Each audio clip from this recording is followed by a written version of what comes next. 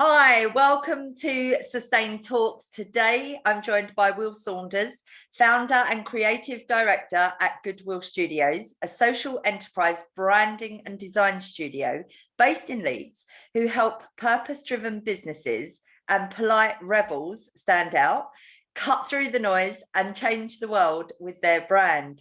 Brilliant. Hi, Will. How are you? Hey, Sam. I'm good. Thank you. Thanks for having me today. Yeah, it's good to have you here. I love that, polite rebels. I think that was the bit that made me contact you in the first place, because it is such a nice way of talking about the whole situation. But I just want to find out a little bit more about you. If you can share your experience and how you ended up here and who you are. Yeah, sure thing. So I've been in the creative design industry, I suppose, for around 15 years, just over 15 years. It's kind of all I've ever known in terms of a proper career. And for the longest time, I was just going through the motions, a graphic designer, in-house, working my way up through the ranks to a senior level. Then I decided to go and start my own agency a few years ago. Typical design studio, web design, graphic design, logos, branding, really working for anybody, any old project, any purpose, or rather no real purpose. And from the outside, we were quite successful, working on some quite good campaigns, quite good projects, but really no direction. And at the same time I was realizing this, a business partner was also feeling the same way. At the same time going through this, I was also learning more about the environment, the world, politics, and our role in it. And during this time, I was working on what happens to be the final project of my old business, which was actually linked to the fossil fuel industry. I was doing some illustrations for offshore oil rig things. And I was thinking, what am I doing? I'm making all these changes in my own life to be more sustainable, more ethical, yet I'm scrabbling for any old project just to pay the bills and everything. So at that point, I was like, okay, something's got to change. So because I was running the business, I decided to make that change. This was about 4 or 5 years ago now. And since then, I've flipped the business on its head. We've become a social enterprise, working exclusively with those who share my values, and yeah, building brands like your intro says for polite rebels and, socially conscious businesses, social enterprises, and those who put, purpose alongside profit to make, a big impact. And that's really what I do now. And has that been good for you? Is that, a lot of people will be, well, I'm walking away from these big brands and this big business and big opportunity, but how's that worked for you? It's really been the best thing I've ever done. Not only has the quality of the work, I feel, improved, but the relationship has improved with the clients, because, we start the conversation with, why are we doing this? What is the outcome? Rather than, okay, what kind of logo do you want? Or, what does the website need, pages wise, what need to do?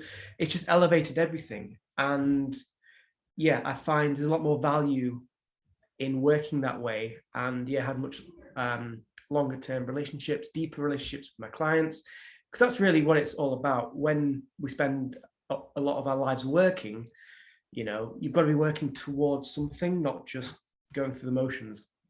Yeah, it's so important to be that way, and I think it really does change business and for good.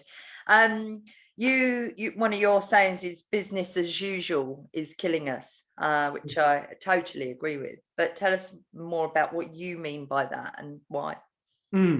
So it might sound like a bold statement or a bit, a bit controversial, but I think it's true. The way that I like to describe, the business as usual mindset is that, we're all in a car, we've got our foot flat down on the gas, driving as fast as we can. Our hands are locked on the steering wheel, afraid to turn direction, and we're all competing, to be first. Afraid of those behind us who might overtake us. It's this kind of race, isn't it? to be number one, or to, maximize profits for our shareholders, or just to kind of, dominate the market. But we're all heading towards, the edge of a cliff. And a lot of businesses, particularly larger businesses, probably feel like they're locked in this.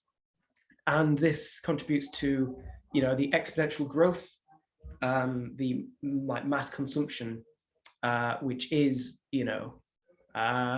directly causing a lot of the environmental problems that we're seeing right now. It's when it's profit first and profit only, it really results in the exploitation and extraction mindset. So the business as usual mindset is, I think, really damaging, because not only is it potentially resulting in a lot of those issues that I just mentioned, but it's kind of fixed. The business as usual mindset is not changeable. But if we've learned anything over the past couple of years, the pandemic and the lockdowns, is that we really need to adapt and change, or we won't survive. Yeah, absolutely. So true. I think recently I've been reading some articles about CEOs are getting a lot of pressure from their shareholders to think about profit rather than purpose. And the CEOs are like, but the purpose is what drives the profit. And it's really, they really need to stick to their guns. What do you think could happen if companies don't change? Well, there's obvious, going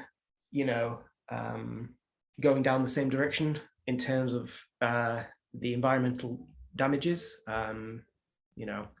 So they'll continue to, or we will continue to contribute to the biggest challenge facing us right now, the climate breakdown. But on a more practical level, and maybe a bit more selfish level for the businesses, they won't survive either. Yeah. We are seeing a huge change in the mindset of our audiences. People want the more sustainable option. They want the more environmentally friendly service. They want something that contributes positively, and not just reduces negative impact, but somehow creates a positive impact as well. So if businesses don't change, they'll personally be responsible for a lot of negative outcomes, as well as failing to, reach this audience who really want to, exchange their money for the ethical or sustainable thing. So there's a real business case for changing as well. Yeah, I totally agree. And I think that we're starting to see it more and more. I know that my decisions to buy ethical brands and better brands, and think about where I spend my money has really changed. You have this thing called the social impact brand score. Tell us what that means. What's that about?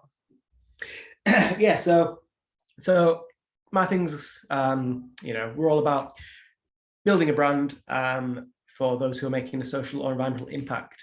So I'll just start by talking about brand. What is a brand, really? A lot of people, when we hear the word brand, we sometimes think of the logo or the color scheme, or we think of the business, as in, brands like Apple is a brand. But really, what a brand really is the thing that exists in the heart and minds of our audience. It's like the intangible. We can do the act of branding, which is creating, the marketing materials, the visual identity, but that results in the brand, which, if it's done well, it will create a positive perception in our audience. And my social impact brand scorecard is a way of assessing or auditing how effective your brand basically is. So it's mapped to the 4 key areas of your brand, which we can talk about in a bit more detail if we have time. But it's effectively an online quiz, online scorecard. According to the results, it takes just 2 minutes and 47 seconds to get your own personalized report. And it does. I did it. Yeah, exactly. And it works as like a benchmark to then, build upon, really. And that's how I like to start all my conversations and start any kind of project that I work with my clients. So we've got a measurable thing to improve upon. And please do tell us those 4 areas, because I think that is interesting to look at that. Yeah, sure. So it's basically the brand building framework that I've built over the years. So the 4 key steps, it all starts with your foundation, which, as you may expect, is the first and potentially the most important aspect, because it's the cornerstone of what we do. And that's your purpose. And one thing that I like to say is that every business needs a USP, which typically stands for unique selling point, right? But I think every business that wants to make a social or environmental impact, which I think is every business, they need a new USP. And that's what I'm calling the ultimate social purpose. And that's effectively the building blocks of which the brand foundation is built upon, right? So that's the first step. So how purposeful, like how clear rather is your purpose and your values for the business. And then the second step is all about your story and your brand voice. So it's not just what you say, but it's how you say it and how you relate that to your audience, because we can't just keep talking about ourselves, even though our unique story is really important. It's about how our audience connects with that story. So when they are choosing which option to effectively go with, we've got a compelling story that hooks them in. Yeah. Third step is the purposeful positioning. So how we stand out in this ever increasingly saturated, market, especially in the sustainability space. It's how we kind of stand out. So understanding our position in the industry ecosystem in which we want to thrive, right? Mm-hmm. And then the fourth step is all about the visual expression. So only once you understand the 3 steps before that, can you really be in a good position to express yourself visually to the world. So that's how effective is your visual identity, the logo, the color scheme. Does it reflect these values and the story and the positioning goals that we've understood? So they're the 4 key steps of my brand building framework. That's really, really useful, and everyone can set their mind to that. But how can brands really cut through the noise? That there is a lot of noise out there. A lot of people getting it wrong or saying something and not meaning it. But how can they cut through that? Well, it isn't easy. It's a challenge, and I suppose that's why I do what I do, to help those to do that. So like I mentioned, in this ever increasingly saturated market, we might worry that we need to be 100% unique in everything that we do, and that's really not the case. It's okay to have a similar product or service to others out there in the market, but it's how we position ourselves to be different. So what are we fighting for? What are we rebelling against? And this really goes to, again, the values and the ultimate social purpose of that business, And you see this in other brands that we can perhaps explore a bit later, about how they have built, a really powerful brand on an authentic story, and they live those values. Their marketing reflects everything that that they stand for. They do this and they don't do that, and that's really one way to cut through all the noise. Yeah. Have you seen any companies that are doing this really well? Anyone that stands out for you? So there's a few out there. There is the risk of kind of greenwashing or purpose washing. That's another debate in itself. But one business that I think is doing a really good job authentically, and being successful in business is this small fashion brand. You may have heard of them, called Patagonia. Yeah. And really, their whole business is built on like the authentic story of the founder. His love for the great outdoors. The guy's got actually a really interesting story. There's a book about his story and his life. Really, it's called "Let My People Go Surfing." And it's about like the culture of the business as well. So obviously they are a fashion company, but they recognize that consumption is a problem. So they do kind of put their money where their mouth is. You may have seen the famous "Don't Buy This Jacket" campaign. And just one other example is, I think it's back in 2016, they made, I think, $10 million on Black Friday, on that one day alone. And they decided to donate every dollar to environmental causes and that kind of thing. So, it's not just in their marketing, but in their operations and like the kind of DNA of the business. You can tell it's built upon that, Yeah, and you can see, the stuff that they're doing and the way that they do it, it's actually driving a better business for them as well. And that's what I was saying before, that actually companies that are doing good are then more successful. So many people mention that brand all the time, and it really, it is, and it's almost like you can see it through their bones that they want to do good. But yeah, it's a great story. Generally though, do you think that brand marketers are doing a good job of promoting good, or do you think they're just doing it as like a tick box? Yeah, it's a really good question. And this is kind of the dilemma that we all kind of face. And this is something that I went through myself. And in terms of who I work with, like these days, I'm very selective with who I want to, work with, who I want to help, who I want to effectively, give this brand framework to. So I think it's difficult for the business as usual businesses, those who, are not necessarily evil or,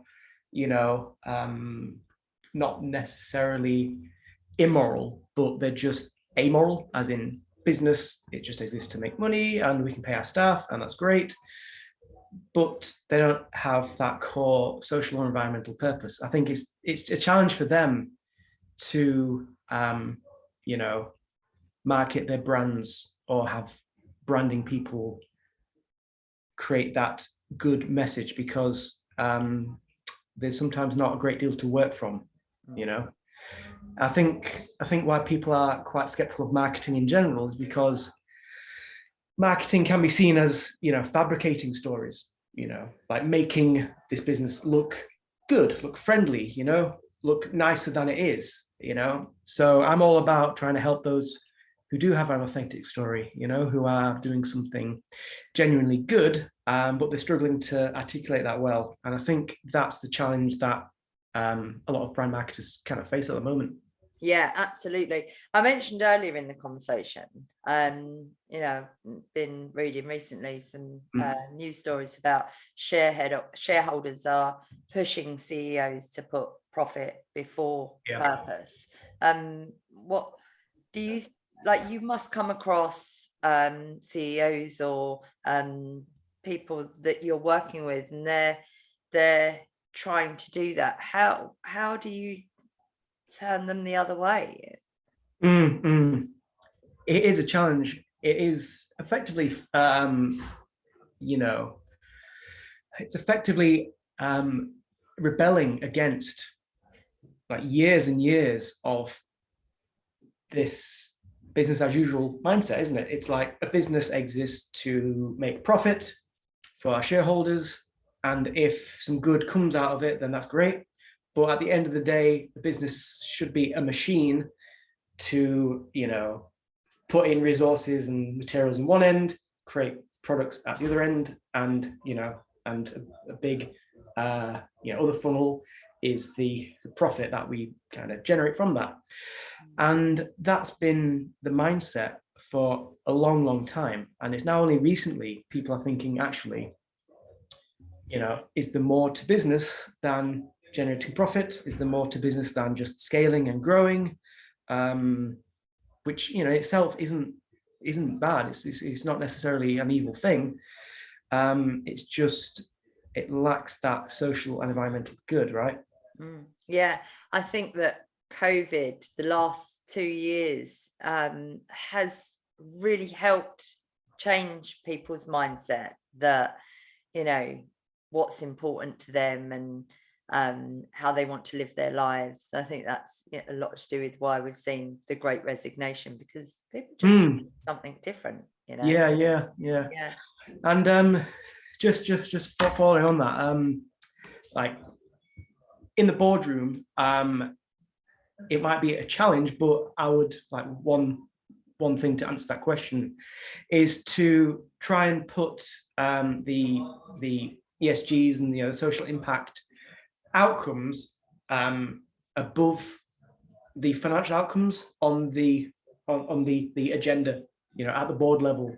So you're almost forced to put purpose either above or alongside profit at those high level conversations. And it might be a challenge to do that, but that's one thing that I've seen done previously for social impact brands and businesses that want to make that have that purpose alongside profit. It almost reframes the purpose of that boardroom discussion. It's like what's the impact we've made? What's the social or environmental outcomes that we have done? Have that first, and then move on to and because of that, not in spite of that, we've made this. This is the turnover, this is the profit and loss. So it almost frames the conversation, and that's the thing. We might not need to do a full 180 turn with our businesses. We might not need to, we shouldn't have to like close down our business and do something else. It often is a case of recalibrating what we do using the skills and the resources of the business just to be a bit more purposeful, or we ignite it with that fundamental belief system that perhaps was kind of lacking or wasn't being implemented as strong as it could have been. So it's so true. On that, do you think that there's one change that, especially to talking to marketers and brand strategists, is there one change that you would recommend that people start with? It's a very good question. One thing is always hard to pin down. I suppose be selective with who you work with, because you've only got one life, and if you are freelance or self-employed or running a business, you spend a lot of your time on it and in it. So reflect on the values that you hold, and does this work that you're doing reflect those values? If not, then perhaps it's time to shift gears and do some change. But ultimately, just get active. Reflect on the values that you hold, who you are right now, who you want to be, and then work to get to that point, because everything else will kind of happen from that point, right? Yeah, that's such good advice, and it's definitely something that I do within my business as well. Just getting to the end, and I always like to end on this because I've found some brilliant people and being inspired by the people that are shared, but who is it that inspires you? You know, is there books that you've read? I know you mentioned a book earlier, but who inspires you daily? Lots of people, you know, like, not sure if it's just the circles that I've moved into now, but there are so many people who are, you know, it's almost like an awakening. Like, we don't need to be doing the same thing that we've always done, you know.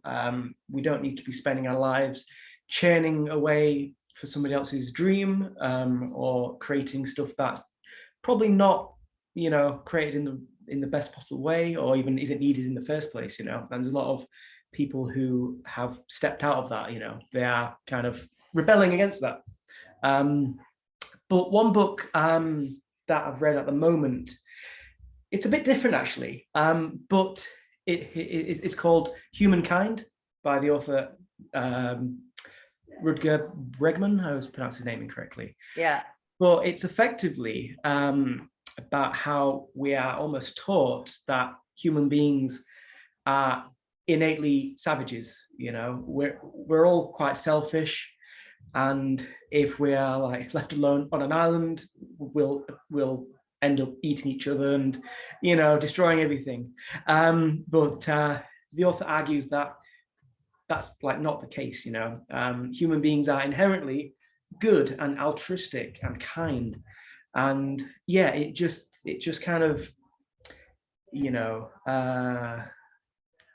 pulls down this kind of myth that we all just accept that, you know, we are selfish and we need these like strong laws to keep us in check. And I think what I learned from that book is that a lot of people do want to do good, you know, and to, you know, bringing it back to branding and businesses, you know, we want to do something meaningful, but sometimes we don't know where to start, or we don't have a framework to do it, or we're kind of locked in this kind of cycle. Like I mentioned at the start of the, you know, conversation, how we've got a foot on the gas and we're just scared to change. So these systems that we've built around ourselves can kind of lock us into those systems that reinforce that thinking. So yeah, that's one book, one person who's inspired me recently. Yeah, that's absolutely brilliant, and thank you so much for sharing that. Will, I've learned loads today. That's really been insightful, and certainly made me think about the way I talk and present my business, and I really appreciate your time. Thank you for being here. Thank you for being part of Sustain Talks, and really good to talk to you today. Nice one. Thank you, Sam. Thanks for having me. Take care. Bye-bye.